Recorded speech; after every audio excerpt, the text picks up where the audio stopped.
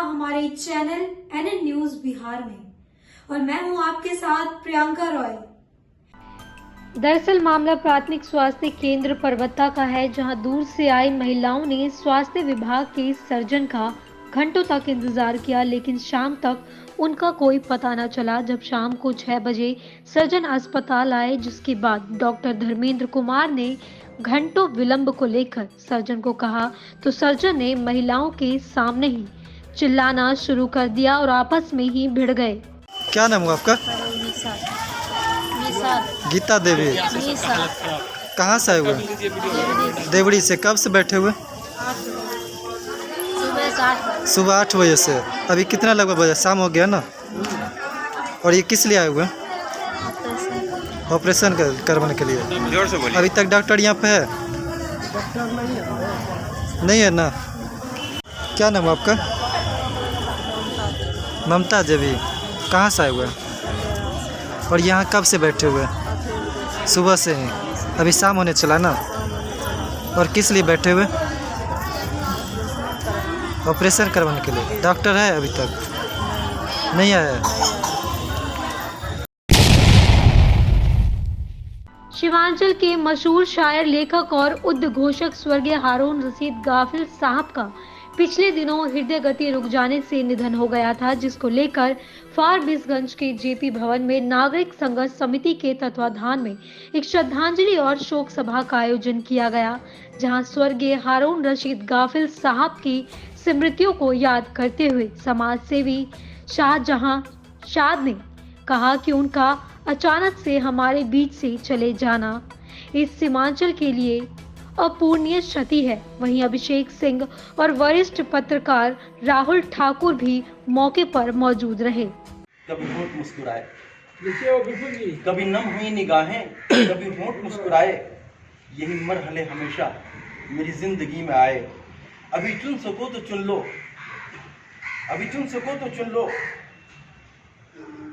गुलबूटे इस चमन से। अभी चुन सको तो चुन लो गुलबूटे इस चमन से, यही फसल गुल है हशमत, कहीं रुत बदल न जाए, कहीं रुत। समस्तीपुर में डीएमएसपी ने जहरीली शराब से हुई मौतों और गंभीर रूप से बीमार दीपू कमती और नीतीश कुमार के घर जाकर उनके परिजनों से मुलाकात की और आरोपियों पर सख्त से सख्त कार्रवाई की बात कही। वहीं जिला पदाधिकारियों ने कहा कि जहरीली शराब पीने से 3 लोगों की मृत्यु हुई है और कई अन्य बीमार हैं। बालीपुर और आसपास के गांव में देशी शराब बनाने वाले कारोबारियों की पहचान कर इस धंधे में संलिप्त किसी भी व्यक्ति को बख्शा नहीं जाएगा। अभी तक क्योंकि मामला अभी जस्ट संज्ञान में आया है, आपके थ्रू आया है, जो अभी तक पता चला है कि कोई 5 तारीख को शादी हुआ था। ये दोनों व्यक्ति उस शादी में गए थे। एक की संभवतः अभी डेथ हुई है सदर हॉस्पिटल में और एक शायद इलाजरत है। तो हम लोग उसका मामले की जांच करवाएंगे। जो सदर हॉस्पिटल में जिसका डेथ हुआ है, सिविल सर्जन साहब को बोल दिया गया है कि इसका पोस्टमार्टम होगा और पूरे मामले की जांच की जाएगी। जो भी आगे की कार्रवाई है उसके हिसाब से वो होगा। तो अभी मामले की हम लोग वो करवा रहे हैं, इसकी कंफर्मेशन करवा रहे हैं कि क्या मामला है सर। सोनपुर प्रखंड के अंतर्गत नजर मीरा पंचायत भवन परिसर में जीविका समूह की दीदियों ने एक महत्वपूर्ण बैठक महिलाओं के विकास को लेकर की। इस बैठक में जीविका की बुक कीपर बीआरपी सीएम के 8 पंचायतों की दर्जनों जीविका दीदी मौके पर मौजूद रही। आप अपने आप को देखिए, यहाँ पे आज जो बुलाया गया नवनीत पाटीदार है, जीविकोपार्जन विशेषज्ञ तौर पर सोनपुर ब्लॉक में कार्यरत है। यहाँ आज जैसे हमारे क्षेत्रीय समन्वयक अंकु प्रिया जी है, वो अपना क्षेत्र में जितना भी केडर दीदी है उन लोगों को यहाँ पे बुलाई है कि जैसे कि हम लोगों को एक सीएलएफ फॉर्मेशन करना है। जैसे कि हम लोग अभी बताए थे आपको कि समूह के ऊपर ग्राम संगठन होता है और ग्राम संगठन के ऊपर एक क्लस्टर होता है, सीएलएफ होता है। उस सीएलएफ में क्या है कि जैसे कि कोई भी योजना, बड़ा योजना कोई भी आता है जिसमें ज़्यादा फंड आता है, उसको डायरेक्ट सीएलएफ के खाता पे मंगाया जाता है। जो जैसे कि यहाँ पे 8 पंचायत का मिलके एक सीएलएफ बन रहा है, तो क्लस्टर लेवल पे, तो वहाँ 8 पंचायत की यहाँ पे आज सभी केडर दीदी यहाँ पे आई हुई है। तो उन सबको मिलकर किस तरह से सीएलएफ फॉर्मेशन करना है, अगर जैसे कोई ग्राम संगठन में किसी चीज़ का कुछ अगर कमी बेसी होगा तो उसको पूरा करके उसका जो भी नियम कानून है उसको पूरा करके CLF का गठन किया जाएगा। CLF के गठन करने से मतलब कि एक बड़ा मतलब कि जो काटी थाना क्षेत्र के पानापुर करियात गांव के समीप एक अज्ञात युवक का शव मिलने से पूरे गांव में हड़कंप मच गया है। मृतक की पहचान हरचंदा गांव निवासी मोहम्मद रफीक की 35 वर्षीय पुत्र मोहम्मद निजाम के रूप में की गई है।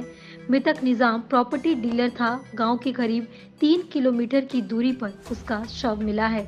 अपराधियों ने उसके सिर में गोली मारकर हत्या की है। मौके पर पहुंची पुलिस ने शव को बरामद कर पोस्टमार्टम के लिए भेज दिया है। ये प्रथम दृष्टया ऐसा प्रतीत हो रहा है जैसे कि किसी ने इन्हें मारा है, बट अभी उस बिंदु पे कंफर्म तो पोस्टमार्टम वगैरह के बाद ही पता चलेगा। और दूसरी बात है कि इसमें मतलब जिस तरह से गोली लगी है, सर में एक गोली लगी हुई है, बाकी उनका मोबाइल वगैरह भी जो है जेब में ही मिला है। तो अब वो सब टावर लोकेशन वगैरह यहाँ का निकालेंगे, मोबाइल से बहुत चीज़ें पता चलेंगी, कुछ लोकल इंटेलिजेंस भी मिलेगा। तो मिला जुला के एक फाइनल देना अभी तो संभव नहीं है, लेकिन हाँ सारे बिंदुओं पे कुछ कुछ आगे बढ़ रहा है बात, तो पता चलेगा। हथियार भी बरामद हुए? हाँ, एक हथियार भी बरामद हुआ, वहीं पे था जहाँ पे बॉडी मिली, वहीं पे हथियार रखा हुआ था और इनका मोबाइल और पर्स भी जेब में ही था। नेशनल हाईवे जाम आंदोलन के बाद ताजपुर में खाद की बिक्री शुरू की गई है। इसकी जानकारी प्रखंड कृषि पदाधिकारी ने किसान महासभा को दी। विदित हो कि DSP पोटाश, यूरिया, NPK सहित अन्य उर्वरकों की किल्लत के खिलाफ अखिल भारतीय किसान महासभा और भाकपा माले का लगातार आंदोलन जारी है, जिसके साथ मंगलवार को नेशनल हाईवे पर चक्का जाम आंदोलन के बाद प्रखंड क्षेत्र के कुछ एक खाद दुकानों पर DSP समेत अन्य खाद उपलब्ध कराकर वितरण शुरू कर दिया गया है।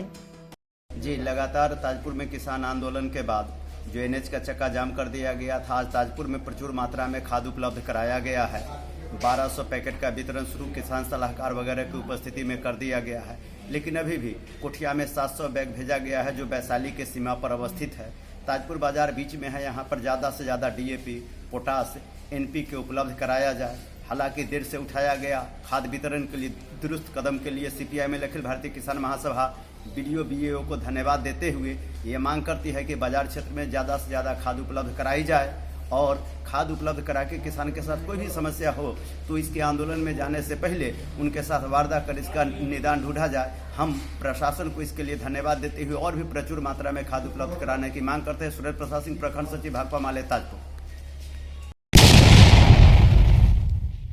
बिहार पंचायत चुनाव के 10वें चरण का मतदान नालंदा जिले के 2 प्रखंडों रहुई और कतरी सराय में जारी है। यहाँ के कुल प्रत्याशी उम्मीदवार विभिन्न पदों पर अपनी किस्मत आजमा रहे हैं, जहां सुबह 7 बजे से शाम के 5 बजे तक सभी उम्मीदवारों की किस्मत का फैसला मतपेटी में कैद हो जाएगा, जिसमें मुखिया, जिला परिषद, सरपंच, पंच, वार्ड सदस्य, समिति इत्यादि पद शामिल है।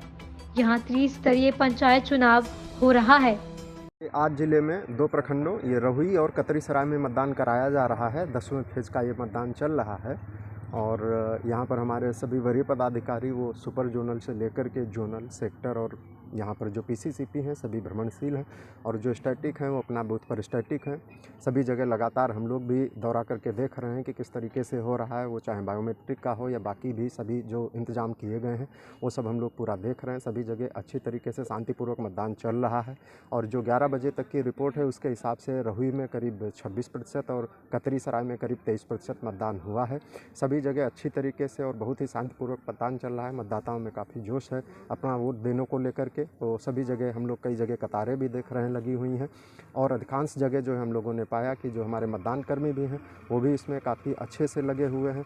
आज जो है निर्वाचन आयोग की तरफ से इसमें तेलंगाना के जो स्टेट इलेक्शन कमिश्नर साहब हैं वो भी विजिट करने के लिए आ रहे हैं। जो चुनाव आयोग की तरफ से इसमें बायोमेट्रिक और OCR जो काउंटिंग में है वो सब इंतजाम किए गए हैं, उसको देखने के लिए कई सारे और भी पदाधिकारी बाहर के राज्यों से आए हैं, तो आज वो भी आ रहे हैं और उसी को चलते हुए और बाकी भी हम लोग लगातार क्षेत्र में भ्रमणशील हैं कि कहीं पर भी कोई भी असुविधा किसी मतदाता या किसी भी अन्य को नहीं हो। धन्यवाद। कहीं से कोई भी हताहत की खबर सर? नहीं, कहीं से भी किसी भी अप्रिय घटना की कहीं से भी सूचना नहीं है। हमारे दोनों प्रखंडों में काफ़ी अच्छे से मतदान हो रहा है।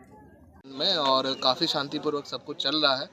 इस बार सुरक्षा के क्रम में पुलिसकर्मी भी तैनात हैं और जो आपको पता है कि इनोवेशन जो हुई है जैसे बायोमेट्रिक वगैरह है, उसके कारण से भी जो बोगस वोटिंग है वो पूरी तरह से और रुक चुकी है और निरंतर तरीके से बूथों का निरीक्षण किया जा रहा है और शांतिपूर्वक चल रहा है। शांतिपूर्वक ही चुनाव भी समाप्त होगी।